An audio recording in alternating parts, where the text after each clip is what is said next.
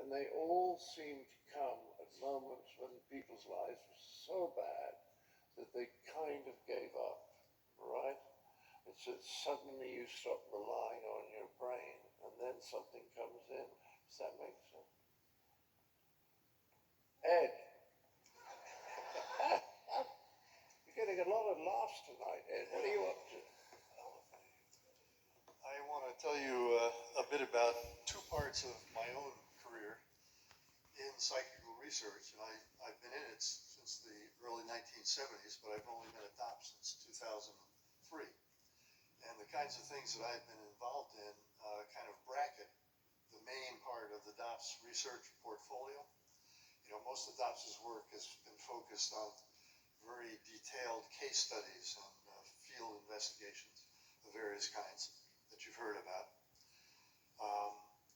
But I'm, like him, an experimental psychologist by training, and I actually got started in this direction late in graduate school. Because of some personal experiences, I encountered the literature of experimental parapsychology, and while I was working on my dissertation, read enough of it to become convinced that there really seemed to be something there. I mean, these people were using the same kind of methods that I was being taught to study paranormal phenomena. The other thing was that it was clear that if these things existed, it was extremely important because, I mean, the whole point about these phenomena is that they challenge widely held views about what's possible. You know, we use a generic term psi for things like ESP, extrasensory perception, which has several subcategories, psychokinesis or mind over matter, direct influence on the environment, not using your motor system and all that. And the whole point of both kinds of phenomena is that a person or an organism is exchanging information with the environment despite the presence of some kind of a barrier that conventional classical physical principles would say should prevent that from happening. And it's very easy, it turns out, to set up experiments to test whether these things can happen. And of course, at that time, the main center for experimental parapsychology in the US was Durham, North Carolina, where J.B. Ryan had set up a unit in the psych department at Duke. And so I began corresponding with Ryan and decided after a while that I'd throw caution to the wind. I had friends who were telling me, you're ruining your life here, but nonetheless, I went down and I began working for Ryan at the usual terms, $400 a month, 6-month trial period. A steady stream of idealistic volunteers, most of whom didn't survive very long. Anyway, I also had the great good fortune, after I'd been there for about a month, a guy showed up who turned out to be probably one of the best subjects ever to walk into an experimental parapsychology laboratory. This guy could do essentially anything we asked him to do. I worked with him for over a year. Just to give a couple of examples, we had a special electronic psi testing machine. It involved, you had 4 targets, 4 lights. The machine would pick one. You were supposed to guess which it would be. The machine, in the absence of a subject, instantiated the laws of probability to perfection. Same with most persons. But the guy who built this thing had spent a couple of years looking for people who could do systematically better, had found a couple of people who could do a couple of % better on demand. Okay, well, this new guy who came into the main meeting room of the Ryan lab, sat down with this machine, was telling us his life story, would occasionally reach over and push a button. And in the course of an hour, he had over 35% hits in over 500 trials, which would happen something of that sort or better by chance, something like 1 in 10 million times. So we might have sat there for something like 10 million hours waiting for that to happen by chance. And the inventor of the device's eyes were getting very big as this process wore on. Anyway, the same person, I've seen him do as well as 50% on that machine for hundreds of trials at a time. He could also guess playing cards at something like 3 times the expected rate, with large numbers of excess number hits as well. And there were things, well, let me just stop there and give you one of the, what I hope will be a primary take-home point of this talk. These phenomena, these psi phenomena, in my opinion, and I'm talking now not just in terms of my personal experience with this guy, but the whole accumulated literature of case studies and experimental studies, of which there are now thousands published in peer-reviewed journals. These phenomena exist as facts of nature, and science is going to have to accommodate to their existence.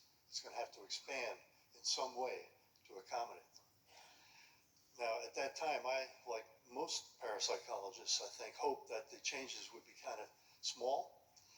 But as time has gone on, I've become more and more convinced that the changes are going to have to be much more radical than I had imagined at the beginning. And I'll get back to that in just a moment.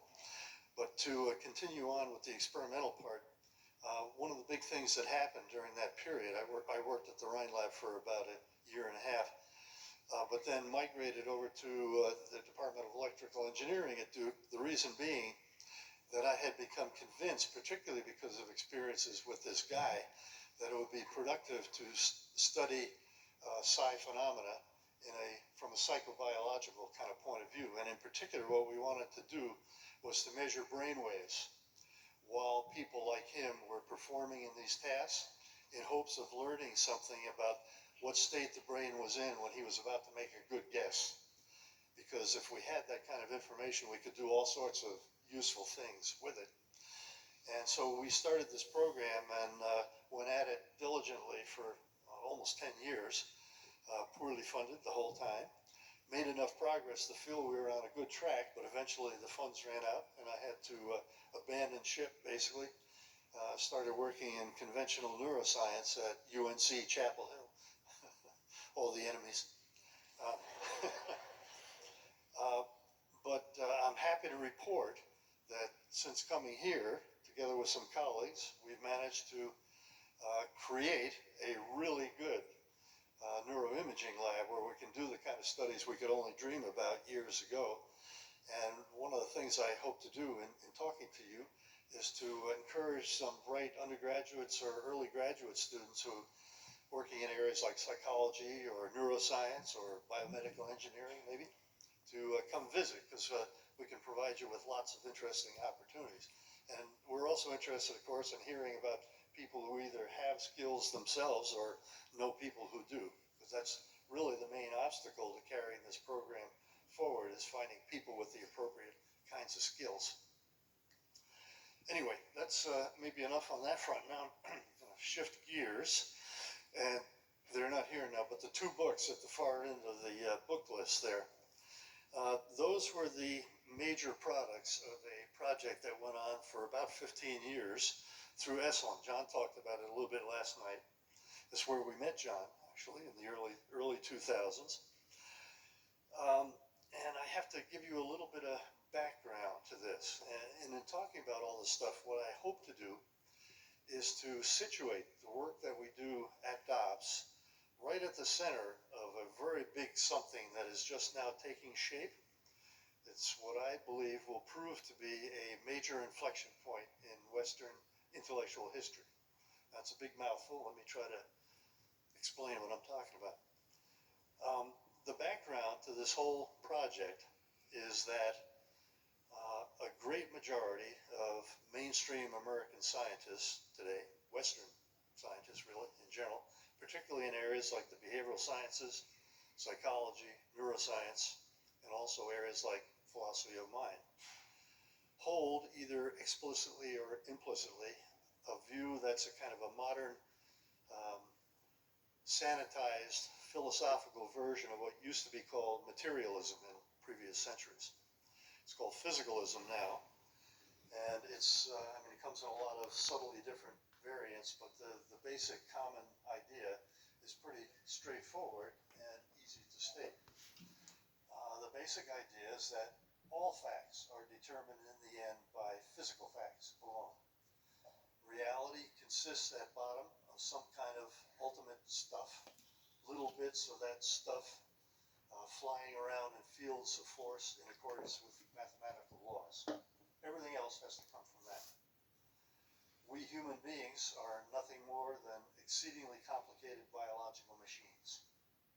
Everything in mind and consciousness is generated by physiological events and processes in our brains. It's an absolutely inescapable corollary of that picture, if it were true, that there can't be any such thing as post-mortem survival. Because when you die, the machinery that generates you disappears. On a more cosmic scale, people who believe these views see no sign of any kind of final causes or teleology in nature, nothing transcendental, no spiritual realm. The whole scheme of things is without meaning or purpose. And that's literally what probably 95% of mainstream scientists currently believe, at least while doing their day jobs.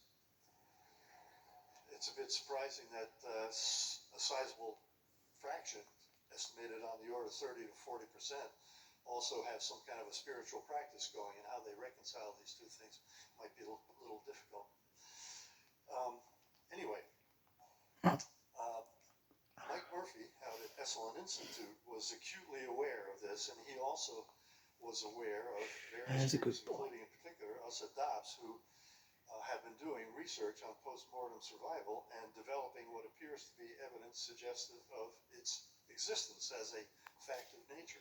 So he convened this group, and we began reviewing all this evidence, and we gradually, the project kind of morphed. When we became convinced early on, we were all convinced that we are not physicalists, and hatched this plot to destroy it and find something better to replace it with.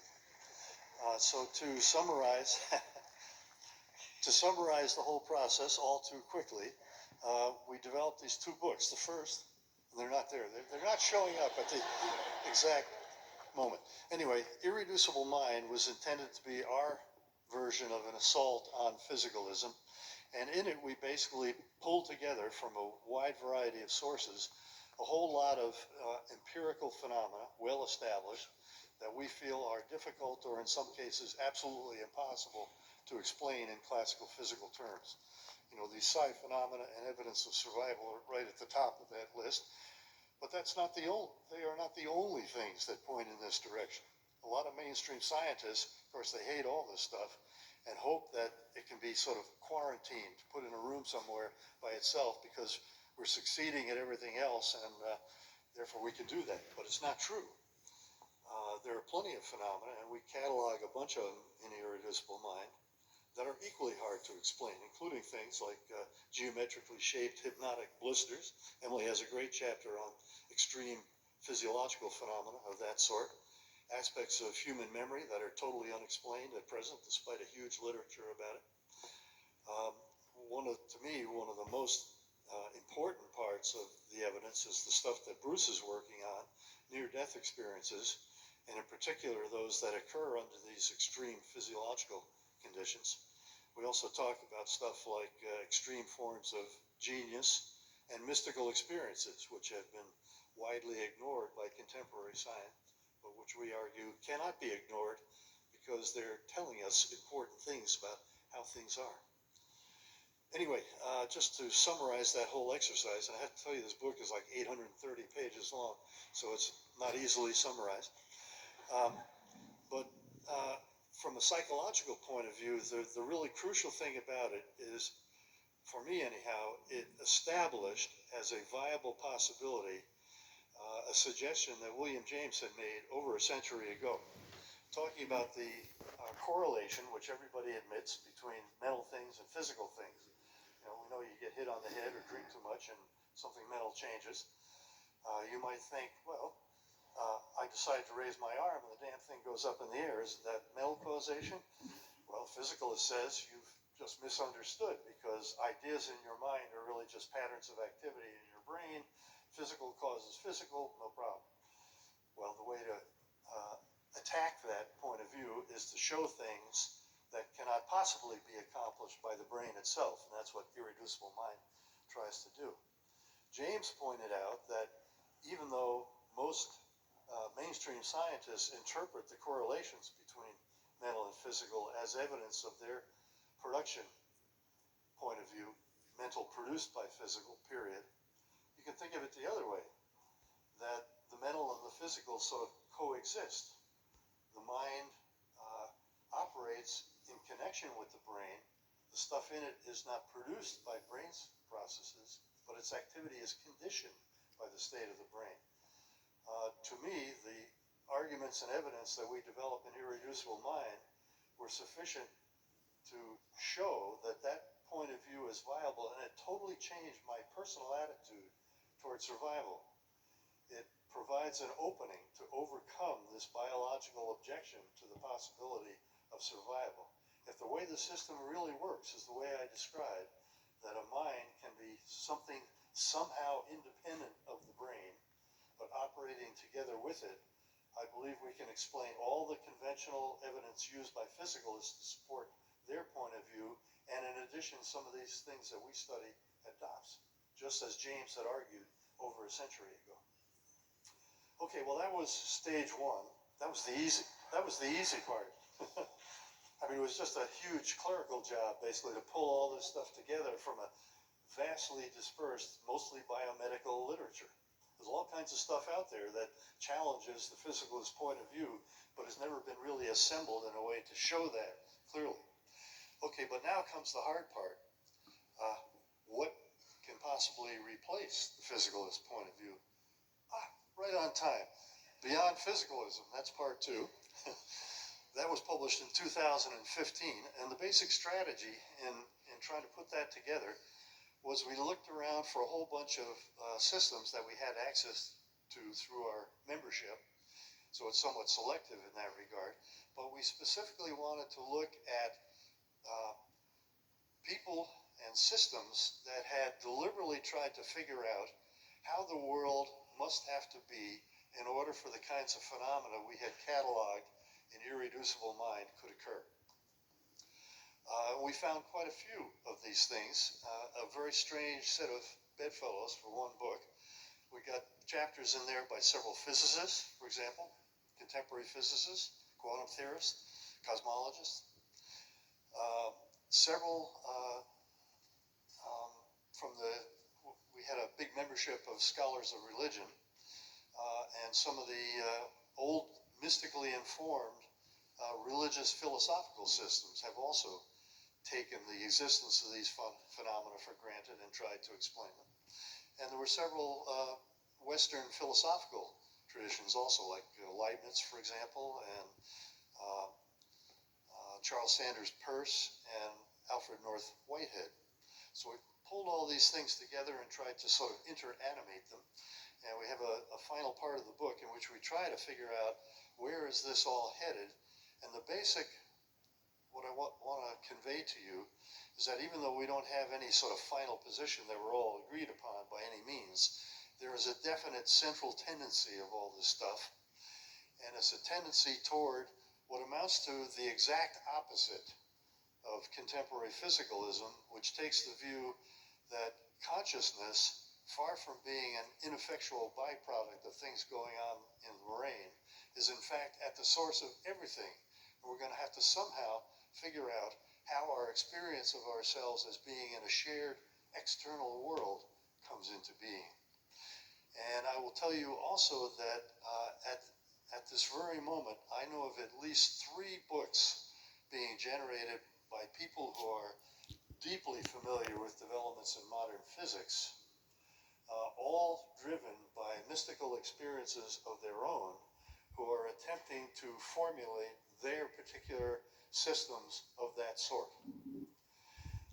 And I personally believe that something of this sort will emerge in the not distant future as the new sort of received wisdom, the new generally accepted, scientifically based worldview. And I also would echo Kim in saying to John that this may be our best and perhaps only hope to save ourselves from the various catastrophes he described last night.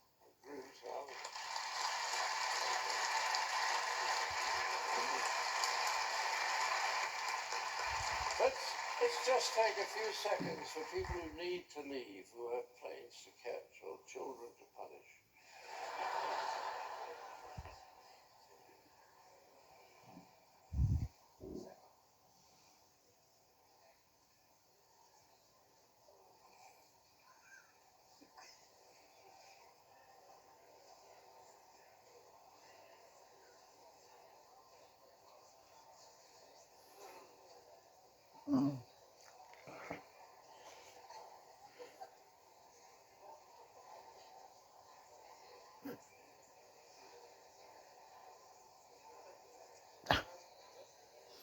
Mm.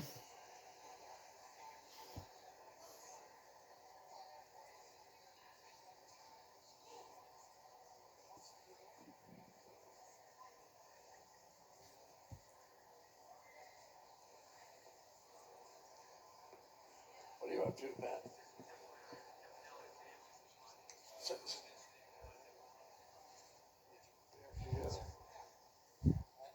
Pat, there's quite a lot.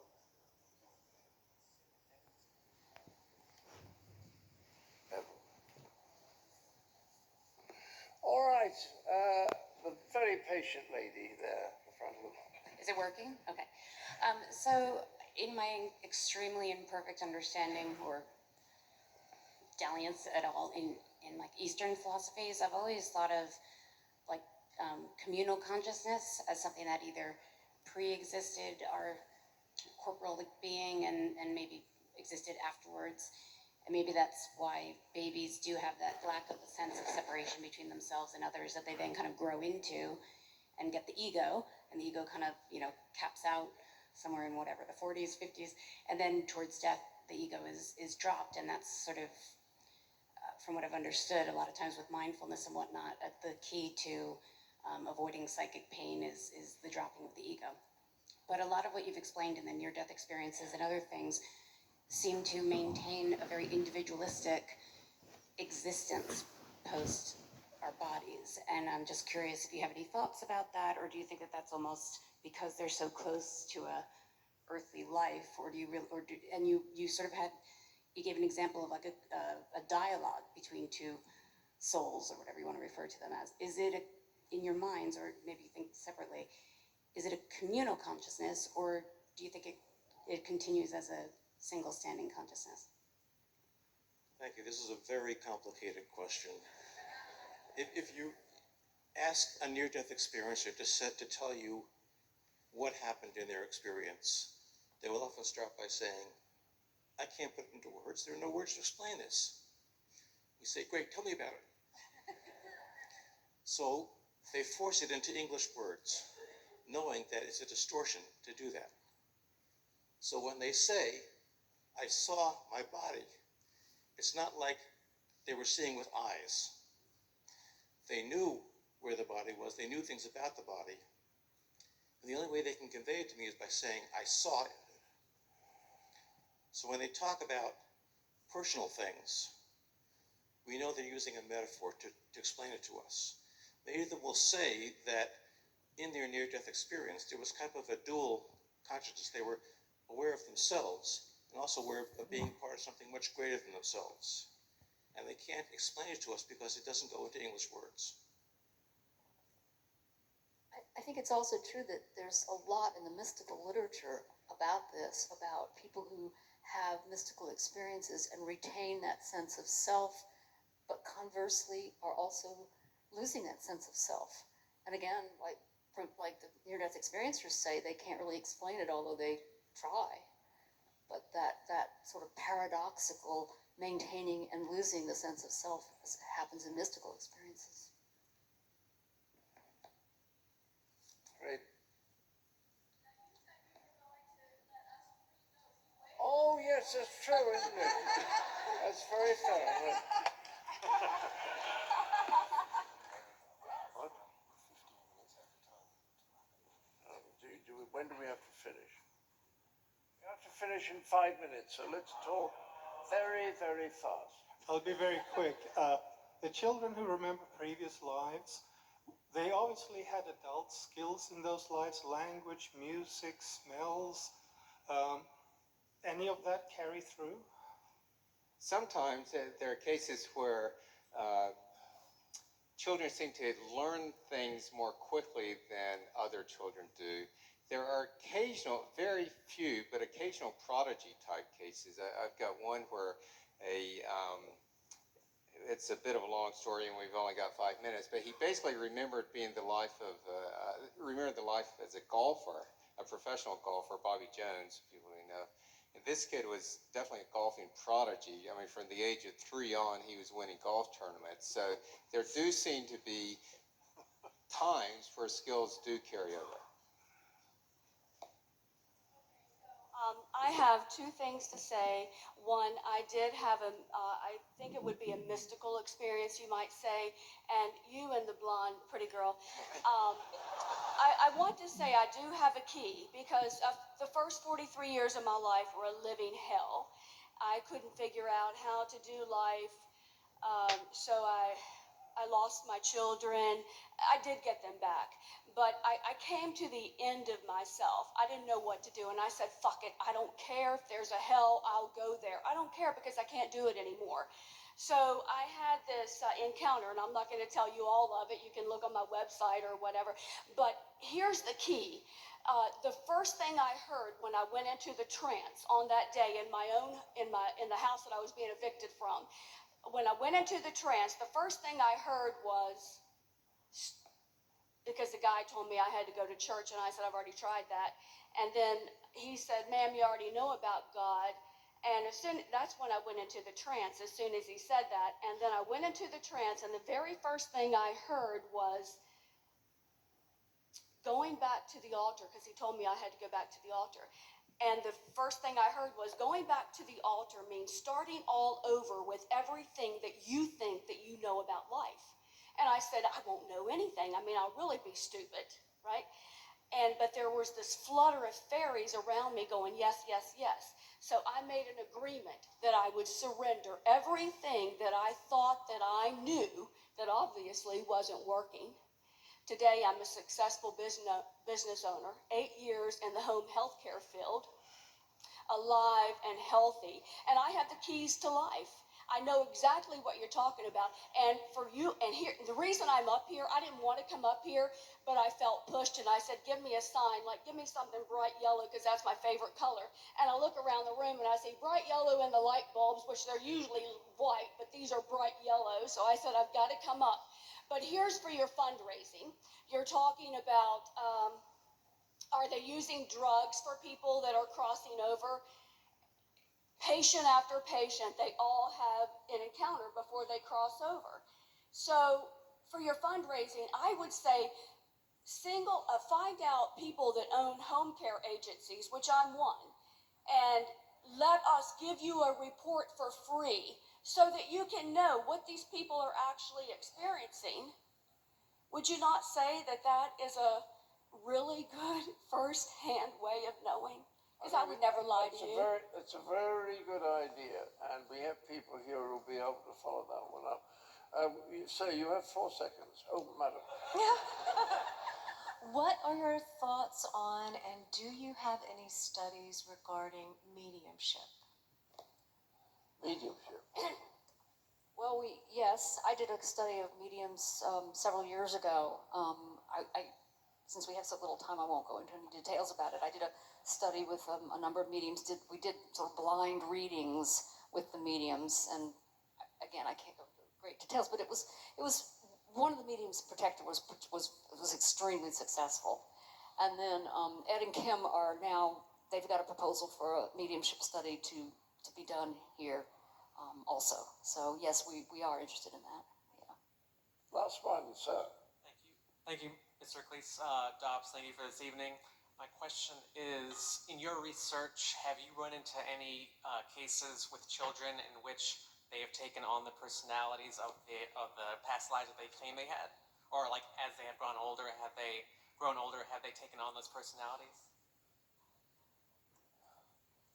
Well, it seems with each case we coded on a bunch of different variables and put it in the database, and that includes some personality features. And what we see is that there is a correlation between personality features in the previous person and the child. It's certainly not one-to-one. I mean, they are different individuals, and of course we know personality is affected by genes and environment and everything else, but there is a correlation there. So it seems that there is some carryover, but it's also subject to be changed by the other aspects of life. Okay, well, I just want to wrap this up with something I found. This book, which Dean Radin gave to me a couple of weeks ago, Real Magic, he just at the end, at the beginning of the chapter on scientific evidence, which seems to be really the 101 of this stuff, He talks about a woman who was the chair of the statistics department at the University of California at Irvine, and in her presidential address to that, to the ASA, speaking at a meeting attended by 6,000 statisticians, she said something. She said, for many years I've worked with researchers doing very careful work in parapsychology, including a year that I spent working full-time on a classified project for the United States government to see if we could use these abilities for intelligence gathering during the Cold War. And then she concludes, at the end of that project, I wrote a report for Congress stating what I still think is true. The data in support of precognition and possibly other related phenomena is quite strong statistically. It would be widely accepted if it pertained to something more mundane. I think that's really interesting. Thank you, Charlotte.